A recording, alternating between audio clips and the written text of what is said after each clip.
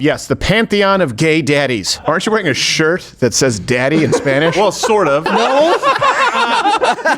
Not anymore. No, I'm not. We know that none of you read legacy media anymore, at least the mainstream stuff, but we don't want you to miss out on it. So we have done this segment, and they've gotten progressively worse. These are actual news articles, and sometimes the producers here, they help me, but they put this together because they want to make me angry. Mm-hmm. It's time for 3 headlines. Extra, extra, read all about it.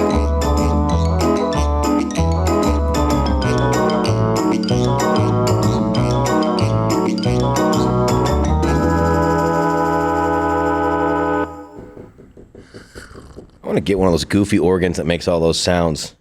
And you just get a keyboard. Pulleys and handles and... You just get a keyboard. You can do all of it. Oh, that's true. Yeah. Yeah, but it sounds fun. It's like, all right. We'll put in a budget for a keyboard. Nice Casio. You want to synthesize your bell while you're at it? Yeah, that was easy. Yeah, I'll take that too. One of those things that make the music from your mouth. That one. Kazoo? All right. Flutophone. Third place this week from the Los Angeles Times. All references available, so you know this is real. Yeah. Vincent Frederick Colombo on reframing Creole identity with a unisex approach. Okay. I don't know if I understand. That's an actual thing. What does that mean? Well, I don't. That's because you understate the importance of Creole identity, Gerald. With a unisex approach, though. That's, Yes. that's the twist. Which is important to Creole culture. Well, how else would you approach it? I don't know. That's my point. From a bisexual approach. Who do you? That doesn't sound right either. Here's an excerpt from it. With the brand, Frederick Colombo has been able to, quote, reframe Creole identity. Well, I'm glad they finally got around to that. Through designs that serve as a connection point between the past and the future. And you know what? I often think, hey, it's high time. The future is Creole. Is it? Utilizing elements like the Pan-African flag and queering classic silhouettes like workwear into something that feels unique to Frederick Colombo's story. So, the past and the future. Well, I'm glad that Frederick is looking to the future so we can serve our overlords in 1980 Creole. Which is, and this is not a great... watching you. There's a crawfish in me. I love it. By the way, who is Frederick Colombo? It sounds like a 16th century explorer. He is an expert in the Creole future. Okay, well, I wouldn't know. Hey, you know what? I don't know. The Creole's been waiting for a future for a very long time. It's not come. What does the Pan-African flag have to do with any of this? Gerald, it's the 3 headline segment. Don't take it so seriously. I think we have to I'm see digging this. deeply. What is this? There's your visionary. Apparently. Okay. Hold on. That is not a unisex approach. That is absolutely a gay approach. There's a very gay, male gay approach. Well, he should go down to Haiti next time there's an earthquake and hand out queer mesh tank tops. Here, put this on. You will look so fabulous in the hurricane. We are going to eat you, and not in the way you want. Yes. Oh, my God. Here's another one. This is second place, comes from Vox. This popular sex trend is far more dangerous than you think. Let me guess. Promiscuous sodomy? It's true. No. Here's the best excerpt from it. For young women and gender diverse folks, fan fiction comes up a lot. Mm-hmm. If you go back 10 to 15 years, there's a lot of very graphic One Direction fan fiction where people were imagining Harry Styles and his bandmates choking each other and being super kinky together. I don't know how much fiction there is. Did the previous guy write this one too?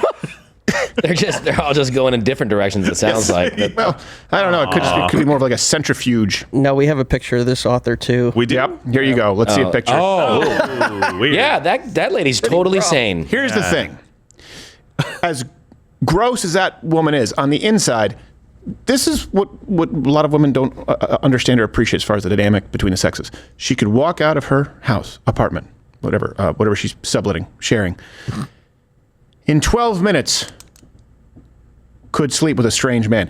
That woman still would find it incredibly easy to arrive at coitus. I mean, yeah. In other words, you don't need to bring a whole lot to the table, which is why you write crap like this. Here's the first place: New York Times, the paper of record. Who gets to be a daddy? The best compliment a man, gay or straight, old or not so old, can receive is to enter the pantheon of daddies. What? Yes, the pantheon of gay daddies. Who can forget? What, can you hold it there for a second? Bruce Valanche. Why does Bruce Valanche look like the costume designer from The Incredibles? This is. Think about this. This is the New York Times, and these are the people who say, "Oh, podcasters, oh, bloggers." New York Times. This is what you put out there, and you know, fine, whatever. I don't care. Here's an excerpt. It says, "If you're called a daddy in gay culture or out of a car window, what?" Where does that Here's the happen, thing. by the Here's way? the thing that I don't like. I don't like that these degenerates write about their gross subcultures that were once relegated, you know, to the locker rooms or to the bathhouses, lest they get their ass kicked, figuratively or physically. And now just assuming like we're out of the know, like we're not hip if we don't know about the newest grimy gay subculture. How about you just keep it off the front page? Keep it off the pages. Yeah, we can keep catcalling off the pages, I think. Yeah. Isn't that what cat or out of the car out window? of a car window. Well, if that was a woman, you'd be writing a pretty angry story, don't you think? Well, here's the thing, though. It's not the catcalling that's a problem. So if you're called daddy in gay culture out a car window, it's still largely a finger being pointed at your age. Oh, no!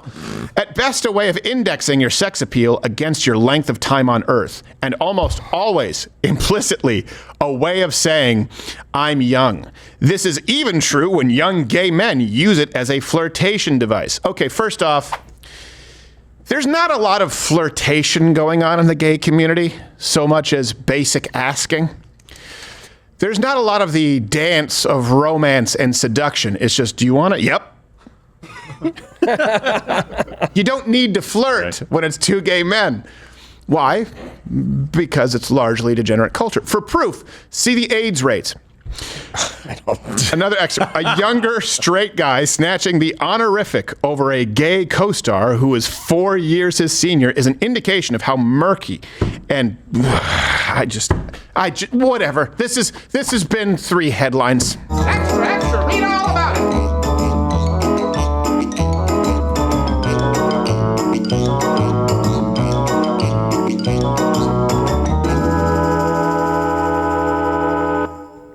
And for context, when we're doing research for the show and we make all the references available, we stumble across that stuff all the time. Yeah. You're going like, hey, can we see the newest polling data? Or hey, can we see what's going on with the Katrina? And you're like, what?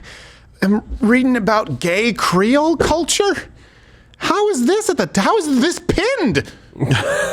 That's the DEI portion of these, Gosh. And then journalistic establishments. and they get to be arbiters of truth, right? They're considered authoritative sources. How can you possibly be authoritative on gay Creole anything? I can't imagine there's a consensus. I'm going to call misinformation on that, too, because I think the daddy thing isn't about being young and old. I think the daddy thing is you want to have sex with a dad. You want your dad. I think that's what that is. Dude, it's weird. I don't like being called daddy. A girl called me daddy once, and I said, you know what? You want to call me daddy? I'll make it true. I'll leave in the middle of the night like your real dad. Well, aren't you wearing a shirt that says daddy in Spanish? Well, sort of. It's Daddies. fathers. The puppies.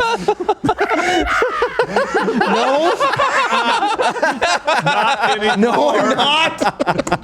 What are you talking about, Steven? God dang it. And he got you. Hey, Daddy! I'm helping him out. He might be sending mixed signals. Especially, where's that in the gay community? You know that Creole done, half Hispanic's going to show up. Padre. Si, papi. Ugh. Stay out of the neighborhood, Josh. You'd have to move.